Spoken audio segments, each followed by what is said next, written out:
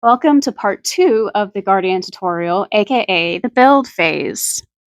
Everything for the Guardian is created out of these foam boards we got from Dollar Tree. We ended up using about 18 of them for the whole door.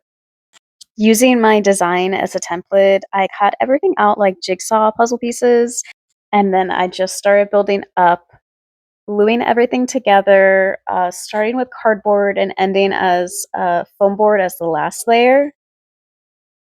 I smeared some spackle on the bottom piece to get some sort of texture for the dirt. I did like how it turned out, but I don't think it's a big deal if you don't do this because I really don't think after the paint that anyone noticed that there was spackle on there.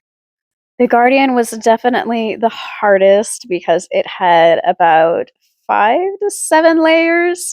It did need to jut out a lot in front of the background, so I was just sitting there cutting pieces for 2 days, I believe. Of course, I had to get everything up to snuff with my supervisor. And this was my office about after 2 to 3 days of doing this. It was a mess.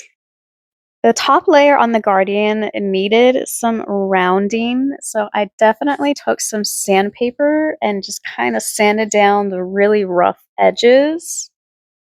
Each of the top layers on the Guardian are supported by about 3 layers underneath it where the LEDs are going to be glued to.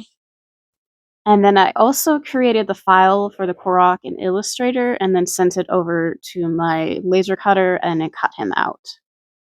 And then to cover our electronics, we needed some sort of box. So I took an Amazon box and pounded the edges with a hammer and taped everything down. And then took some of that packing paper that was included in the box and just paper mache'd on top of it. Be sure to stick around for part 3, which is my favorite, paint.